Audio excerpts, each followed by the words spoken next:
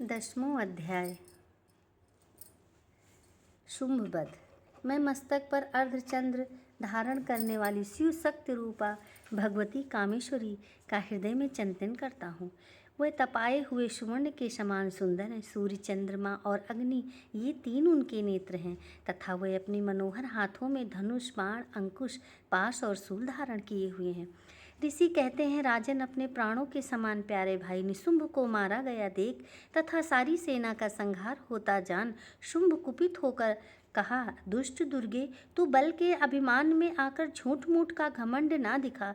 तू बड़ी माननी बनी हुई है, किंतु दूसरी स्त्रियों का बल का सहारा लेकर लड़ती है। देवी बोली, ओ दुष्ट, मैं अकेली ही हूँ। इस संसार में मेरे सिवा दूसरी कौन है? ये देख, मेरी ही विभूतियाँ हैं अतः मुझ में ही प्रवेश कर रही हैं। तदंतर ब्राह्मणी आदि समस्त देवियाँ अंबिका देवी के शरीर में लीन हो गईं। उस समय केवल अंबिका देवी ही रह गई। देवी बोली, मैं अपनी ऐश्वर्य शक्ति से अनेक रूपों में यहाँ उपस्थित हुई हूँ। उन सब रूपों को मैंने समेट लिया। अब अकेली ही युद्ध में खड़ी हूँ। तुम स्थिर हो जाओ। ऋषि कहते हैं, तदंतर देवी और शुंभ दोनों में सब देवताओं तथा दानवों को देखते देखते भयंकर युद्ध छिड़ गया। बाणों की वर्षा तथा तीखे शस्त्रों एवं दारुण अस्त्रों के प्रहार के कारण उन दोनों का युद्ध सब लोगों के लिए बड़ा भयानक प्रतीत हुआ। उस समय अंबिका देवी ने जो सैकड़ों दिव्य अस्त्र छोड़े, उन्हें दैत्यराज शुंभ ने उनके निवारण अस्त्रों द्वारा काट डाला। इसी प्रकार शुंभ ने भी जो दिव्य अस्त्र चलाए, उन्हें परमेश्वरी ने भयंकर हुंकार शब्द के उच्चारण आदि द्वारा खिलवाड़ में ही नष्ट कर डाला। तब उस असुर ने सैकड़ों बाणों से देवी को आच्छादित कर दिया। ये देख क्रोध में भरी हुई उन देवी ने भी बाण मारकर उसका धनुष काट डाला।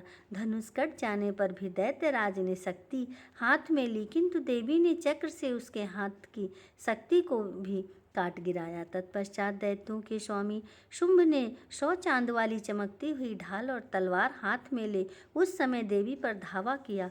उसके आते ही चंडिका ने अपने धनुष से छोड़े हुए तीखे बाणों द्वारा सूर्य किरणों के समान उज्ज्वल ढाल और तलवार को तुरंत काट दिया। फिर उस दैत्य के घोड़े और सारथी मारे गए। धनुष तो पहले ही कट चुका था। अब उसने अंबिका को मारने के लिए उद्यत हो भयंकर मुदगर हाथ में लिया। उसे आते देख देवी ने अपने तीक्ष्ण बाणों से उसका मुदगर भी काट डाला। तिस पर भी वो असुर मुक्का तान कर बड़े बेग से देवी की ओर झपटा। उस दैत्यराज ने देवी की छाती में मुक्का मारा। तब उन देवी ने भी उसकी छाती में एक चाटा जड़ दिया।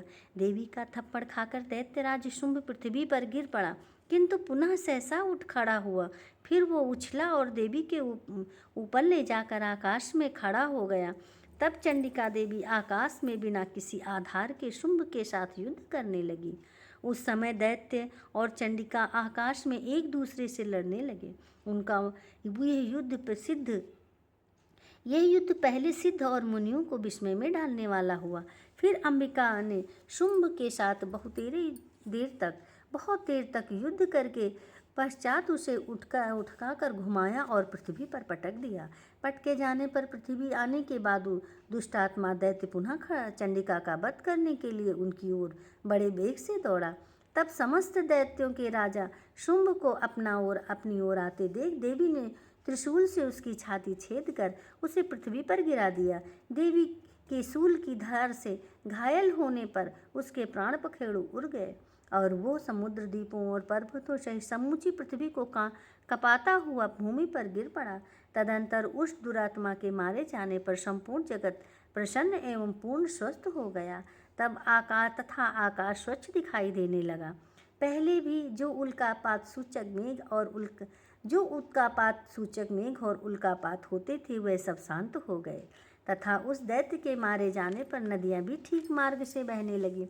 उस समय शुंभ की मृत्यु के बाद संपूर्ण देवताओं का हृदय हर्ष से भर गया और गंधर्व गण मधुर गीत गाने लगे।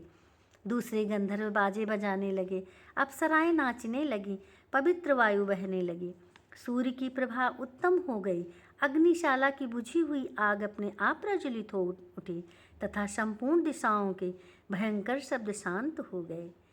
श्री मार्कंडेय पुराण में सावर्णिक मनवंतर कथा के अंतर्गत देवी महात्म्य। ओम तत्सत। जय माता दी।